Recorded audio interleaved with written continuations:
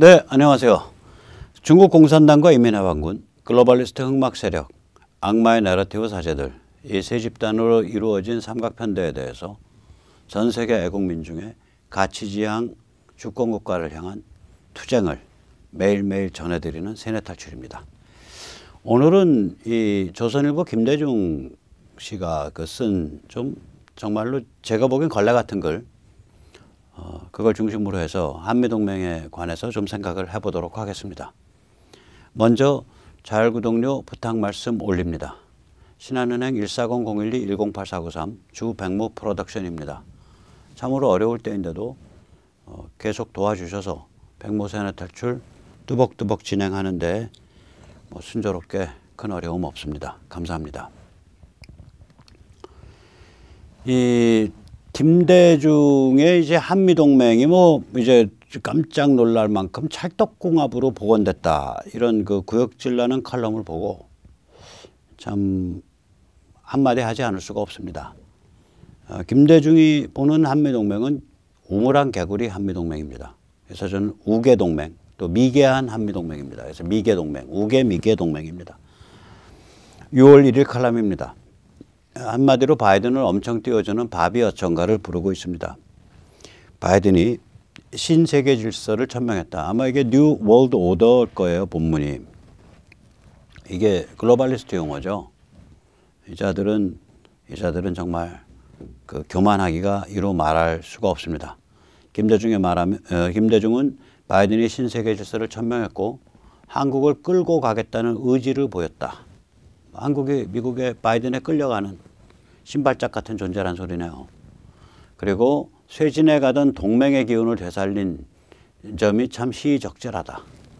쇠진에 가던 동맹의 기운을 과연 제대로 되살렸는지, 그냥 문재인을 무릎팍을 그냥 꿀린 건지 좀 두고 봐야 됩니다.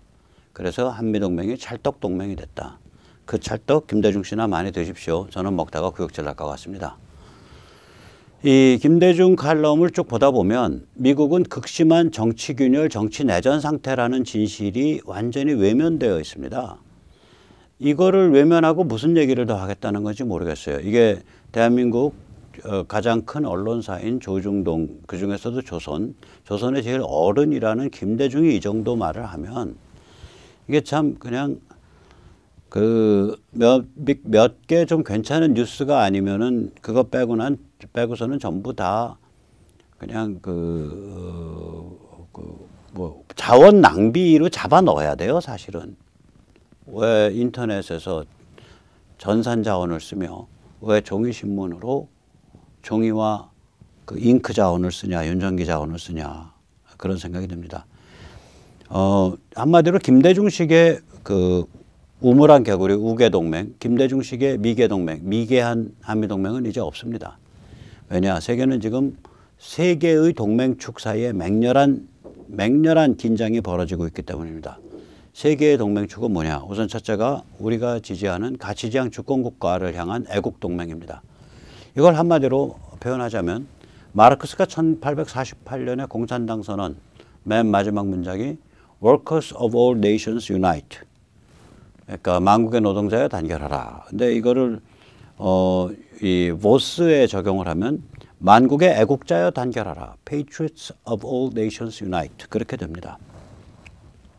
우리가 여기서 주목해야 될 점은 특히 서방 열강 중심으로 해서 봤을 때 현대문명이 시작된 이래로 최초의 일입니다. 애국자들이 국경을 넘어서 단결한다. 애국이라는 건 자기 나라 사랑하는 건데 왜 국경 넘어서 단결해? 이런 일이 없었어요. 르네상스 프로테스탄티즘. 르네상스는 14세기에서 16세기까지 펼쳐진 일을 뜻하고요. 특히 이탈리아의 피렌체, 지금 우리가 말하는 영어로 말하면 플로렌스를 중심으로 펼쳐진 그러한 사건이고요. 프로테스탄티즘은 이제 16세기에 유럽 각지에서 활발하게 전개된 그런 일이죠. 그래서 이 현대 문명의 시작점을 대개 14에서 16세기, 좀 늦게 잡으면 16세기로 보고요. 좀 빨리 잡으면 14세기 봅니다. 현대 문명이 시작된 이후로 최초의 일입니다. 이 서방이 주도해서 현대 문명이 돼가면서 어떨 때 보면 이게 약육강식이고, 특히 그 약육강식과 피비린내가 짙게 나기 시작한 게 언제부터 그러냐? 산업혁명이 산업혁명 직후, 즉 프랑스 혁명이 산업혁명 직후거든요. 그게 1789년이죠. 1789년. 산업혁명이 18세기 중반을 보니까 산업혁명 직후입니다. 그게 1789년. 그 이후로 프랑스 혁명 이후로 프랑스 혁명은 어저께도 잠깐 말씀드린 것 같은데 1789년에서 1799년까지 11년 동안 그 진행됐던 피비린내 나는 정치 투기판이었습니다. 그 이후로 이 현대문명에서 한 국가에 대한 충성심이 국경을 넘어서 나는 내 나라를 사랑하고 너는 네 나라를 사랑하는데 우리가 동지야. 이게 좀 말이 좀 이상한데 이런 일이 벌어진 적이 없어요. 왜 이 일이 벌어질 수 있냐? 이제 가치지향이 됐기 때문에 그렇습니다. 얼마 전까지만 해도 애국은 석유지향 애국입니다. 그 전에 애국은 1945년 이전의 애국은 열강지향 애국입니다. 그러니까 열강지향 애국에서는 서로 간에 내가 열강이 되면 너는 주저앉는 거고 네가 열강이 되면 나는 주저앉는 거니까 서로 애국자들이 그 동지적 관계를 형성할 리가 없죠.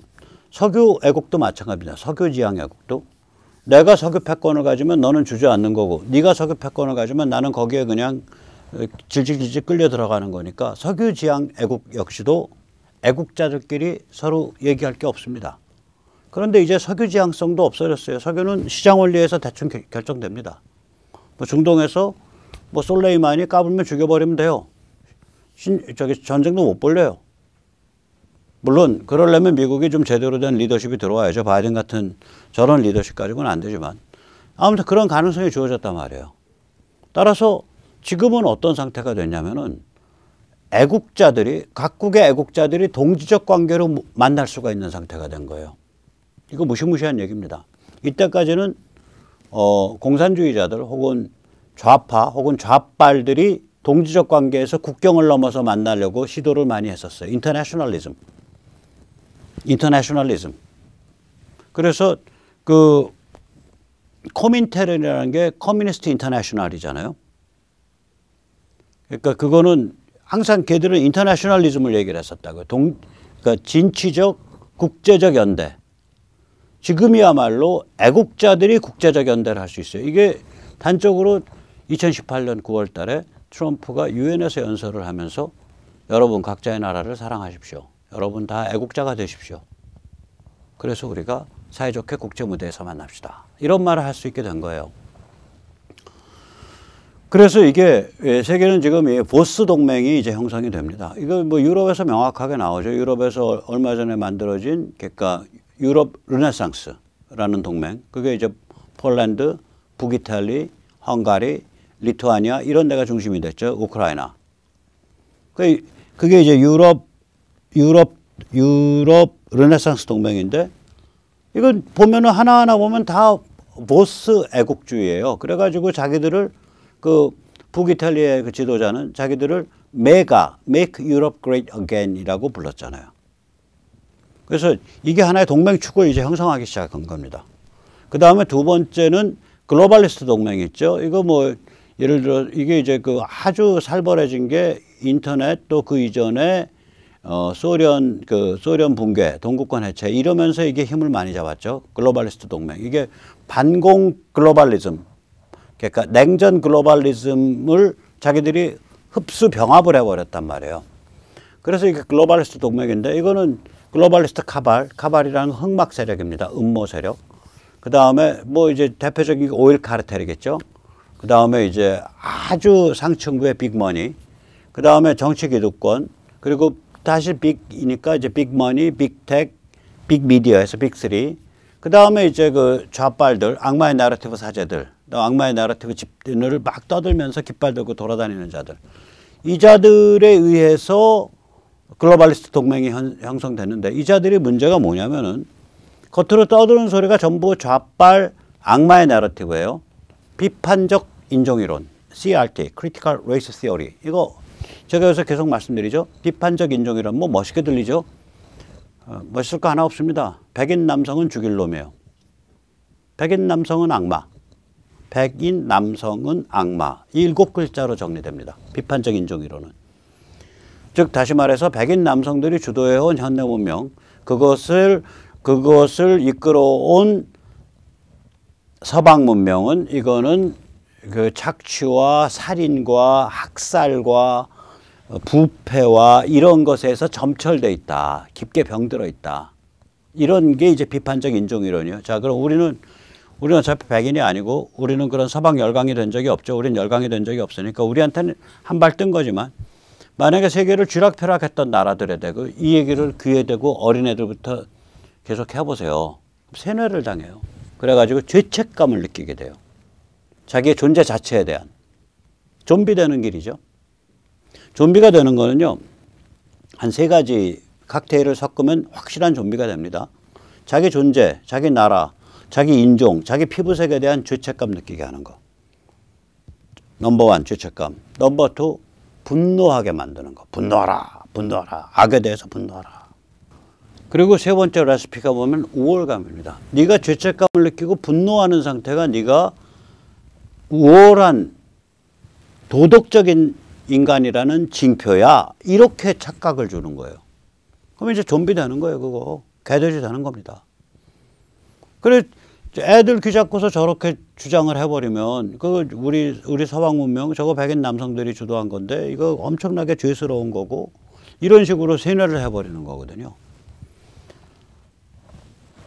뭐 말하자면 인간이라는 게 원래 그렇게 도덕적인 존재가 아니에요. 따라서 인간의 어떤 한 특정 집단이 문명의 어떤 비밀을 발견을 하고 문명을 앞장서서 끌고 나가는 과정에서 그 집단이 우월적 지위를 누린다고요. 상당 기간. 근데 그 과정에서 문명이 보편화되고 나면 그 우월적 지위가 사라져요. 그럼 그 우월적 지위를 누리는 과정에서 발생했던 흑역사들이 있을 거 아니에요. 흑역사. 부끄러운 역사. 죄스러운 역사.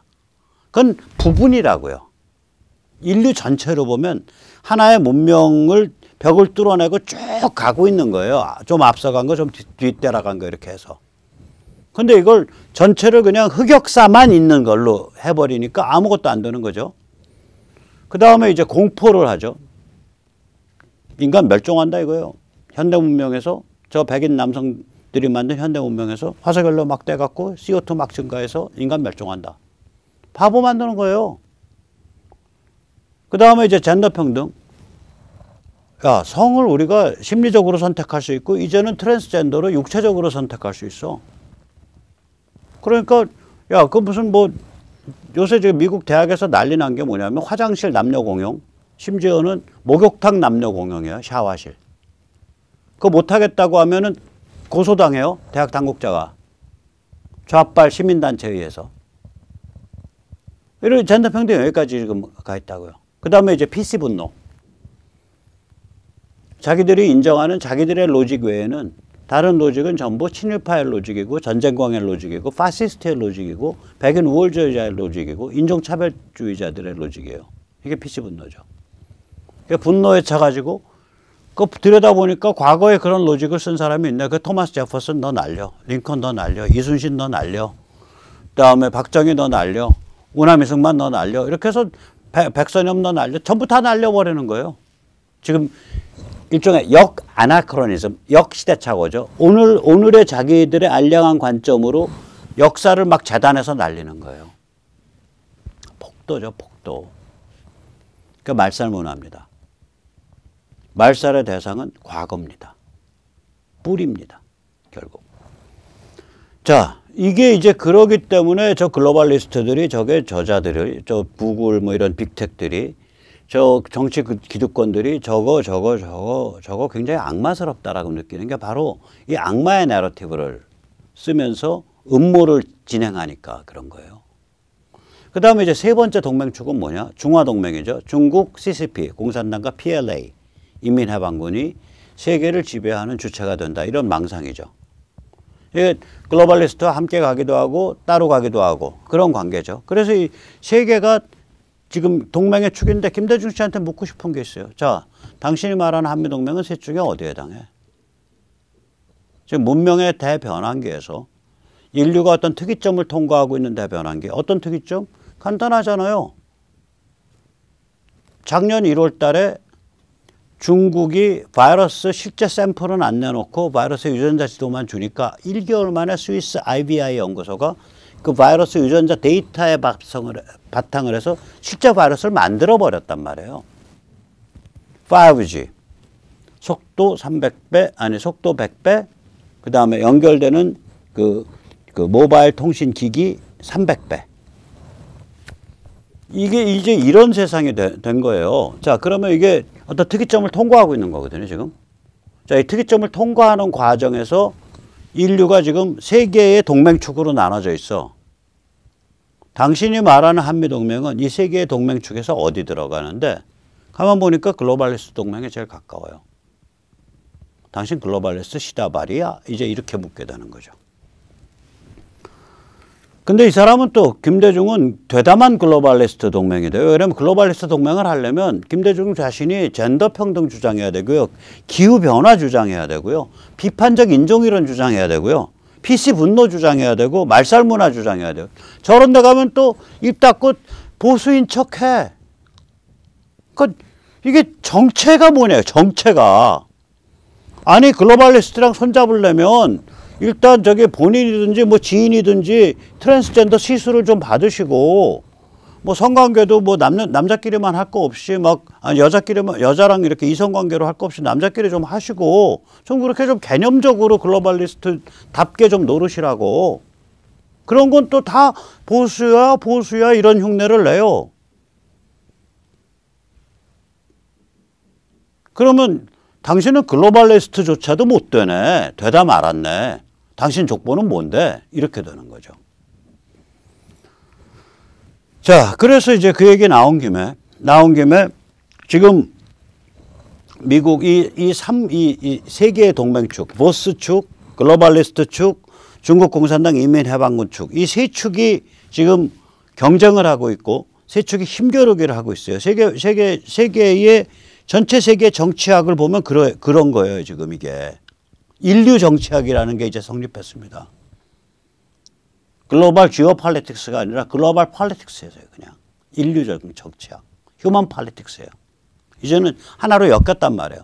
휴먼 폴리틱스가 전 세계 인류를 포괄하는 정치학이 크게 세 축이 지금 서로 각 축전을 벌이면서 서로 밀고 당기면서 진행되고 있다고. 이게 미국에서 제일 정확하게 드러나죠.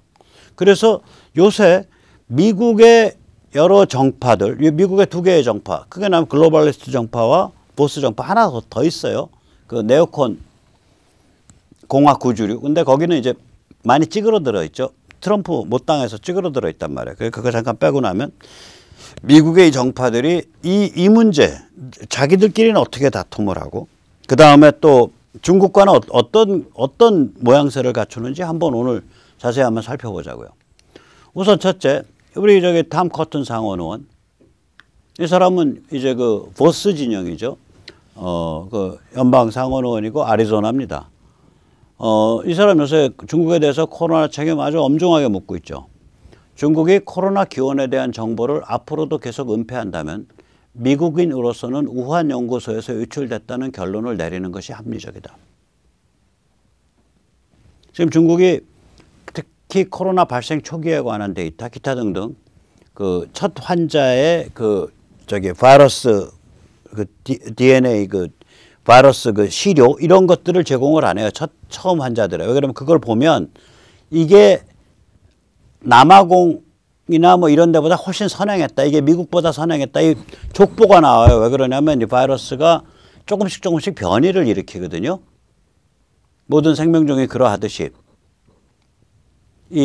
따라서 원산지에 있는 게 변이폭이 커요. 원산지가. 원산지로부터 멀어질수록 변이폭이 줄어듭니다. 이 생명의 변이의 그 법칙이 그래요. 그러면 우리가 중국 보고 너희 지금 바이러스 모든 시료 내놔. 초기 것도 다 내놔봐 하면 이게 변이폭이 크단 말이에요. 그러니까 나머지는 거기서 가지를 치고 나온 거라고요. 그러니까 멀리 떨어지면 한 가닥에서 가지를 쳐서 쭉쭉 나가요. 그럼 중국은 첫 가닥이 이 큰 나무 둥치고 거기서 이제 가지가 이렇게 갈라져 나간다고요. 세계 다른 나라로 나갈수록. 너희 내놔봐 안 내놓고 있다고요. 그럼 그다음에 너 옛날에 그 2019년에 그 11월인가 뭐 9월에 그 우한 연구소 직원들 좀 아파서 저거 했다 그 병원 기록 내놔봐. 그리고 사람들 인터뷰 좀 하자. 모르쇠. 다 모르쇠예요. 전부. 데이터 지우고 서버 옮겼다 그러고. 그러니까 이런 식으로 너희가 은폐한다면은 우한 연구소에서 유출됐다고 결론 내리는 것이 합리적이다. 이렇게 못을 받고 또 이런 말을 했습니다. 모든 증거가 우한 연구소를 가리키고 있다고 본다. 바이러스의 기원이 밝혀진다면 중국은 단단히 대가를 치러야 한다. 아직까지 아무 대가도 치르지 않았다. 중국은 가까운 시일 안에 연구소에서 무슨 일이 벌어졌는지 결국은 밝히지 않을 것이다. 그러면서 앞에 말을 한 거예요. 이 정도로 쪼고 있습니다. 살벌하죠? 또 공화당 하원 지도자의 마이클 맥콜, 이 사람은 하원의 공화당 지도자 중에 한 명인데 이 사람은 이런 말을 합니다. 코로나 바이러스 기원에 관한 은폐는 인류 역사상 최악의 은폐다. 350만이 숨진 사건이고 현재까지만 해도 세계 경제가 박살난 사건인데 그에 대한 진실이 은폐되고 있다. 그러니까 인류 역사상 가장 최악의 은폐 사건에 해당한다. 나는 우한 연구소에서 유출됐을 가능성이 가장 높다고 본다. More than likely. 제가 정확히 표현할게요. More than likely. 가장 높다고 본다. 가능성이. 10중 8구 사고로 유출됐을 것이다. 그러니까 이 사람 영어로 뭐냐 10중 8구는 most likely예요. 이번에 most likely it leaked accidentally by accident. 그러니까 사람이 쟤들이 무슨 세계를 어깃장을 놓기 위해서 사람이 진짜로 걔들이 유포 계획에서 유포된 게 아니라 실수로 유출됐을 것이다. 그 다음에 무시무시한 얘기합니다. 미국은 중국을 제조업 기지로 사용하는 것을 중지해야 한다. 그러니까 we need to remove 우리가 제거해야만 한다. The supply chain in China. 서플라이 체인은 이제 공급 체인, 공급망이라고 보통 표현하죠. 공급 사슬. 그걸 제가 중국을 제조업 기지로 쓰는 건 안 해야 된다 이 소리예요. 그 다음에 양당 합의로 추진되고 있는 칩스 액트. 칩스 액트라는 게 있는데 이 액트는 고성능 반도체를 겨냥하고 있다. 즉 고성능 반도체에 관해서 중국의 원천 기술 하나도 제공 안 하겠다는 얘기야. 제공하지 못하도록 하겠다는 거예요. 이같이 포괄적으로 공급 사슬을 끊어야 중국의 징벌을 가할 수 있다. 중국에 타격을 줄 수 있다. 이런 말이 지금 나오고 있다고요. 그리고 이러한 흐름에 대해서 반대를 못하고 있어요. 민주당 측이. 왜냐하면 반대하는 순간 내년 중간 선거에서 민주당은 중국 간첩당 혹은 중국에 의해서 깊게 침투 공작당하고 있는 당 이렇게 이제 프레이밍이 짜이니까 그거 벗어나 보려고 지금 난리가 아닙니다. 앞장서서 중국은 못 때리면서도 그 프레임은 벗어나 보려고 그 고민이 있습니다. 그러니까 이제 나 중국 간첩당 아니야. 나 중국에 의해서 공작당하고 있는 당 아니야를 증명해야 되니까 이제 중국을 옆구리로 공격을 하죠. 다른 아젠다를 가지고 코로나가 아니라 민주당은 특징이 그겁니다. 민주당은 코로나 가지고는 중국 잘 공격 안 해요. 그런데 앞장서서 떠드는 건 공화당이 하면 못 이겨서 같이 가주긴 하는데 근데 다른 걸로 공격해요. 특히 인권, 특히 제노사이드. 제가 제노사이드에 대해서 여러 번 말씀드렸는데 다시 한번 말씀드릴게요. 요새같이 생명공학이 발달한다면 그때 만들어진 용어는 제노사이드가 아니라 페노사이드가 되어야 됩니다.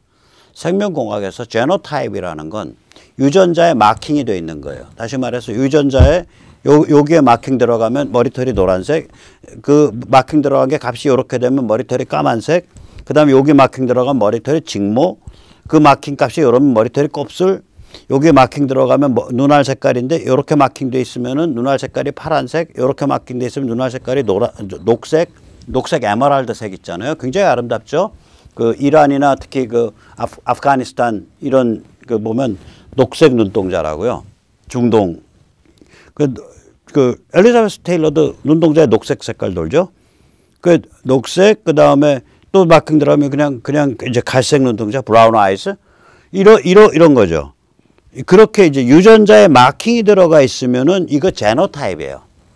유전자에 의한 형상이다 이거죠. 근데 실제로는 그게 아니라 페노타입이라고요. 어떤 유전자 마킹도 눈알 색깔을 규정하거나 머리카락이 곱슬이냐 직모냐를 규정하거나 피부가 하얗냐 검으냐 백색이냐를 규정하지 못해요. 어떤 유전자에도 그런 걸 규정하는 유전자의 마킹이 없어요. 그럼 이건 뭐 어떻게 규정되는 건데? 조합 패턴에 의해서 규정돼요. 수십 개 수백 개 유전자가 이런 형태로 대충 모이면 피부가 검게 되던데, 수십 개 수백 개 유전자가 이런 형태로 모이면 눈이 파란색이 되던데, 수십 개 수백 개 유전자가 이런 형태로 모이면 눈이 브라운색, 갈색이 되던데, 이런 거에 이게 그걸 표현형이라 그럽니다. 그래서 표현형을 영어로 페노타입이라 그러고요. 유전형을 영어로 제노타입이라 그래요. 그럼 제노사이드라는 건 뭐냐면 유전자가 다른다고 잡아 죽인 거거든요. 근데 실제로 그거 잡아 죽인 사정을 보면 종교, 언어, 민족이에요. 그전에는 특히 민족이 다르면 유전자가 다르다고 생각했었어요. 한 70년 전에, 7, 80년 전에. 2차 세계대전 끝난 직후에는. 그래서 민족이 다른 건 유전자가 다른 걸 잡아 죽인 거니까 제노사이드, 제노타입이 다른 걸 잡아 죽였다. 제노사이드. 그래서 제노사이드인데 요새같이 생명공학이 발달한 데서 만약에 거기에 이름을 붙인다면 표현형이 다르다고 잡아 죽인 거예요. 페노타입.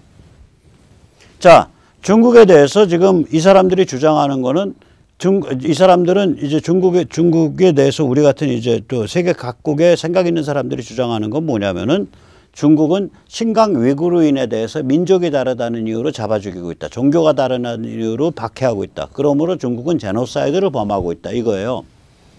그 미국 정부의 공식 입장입니다. 그래서 이제 그 민주당 일부가 바로 이걸 갖고 물고 늘어집니다. 예를 들어서 공화당은 지금 전략이요.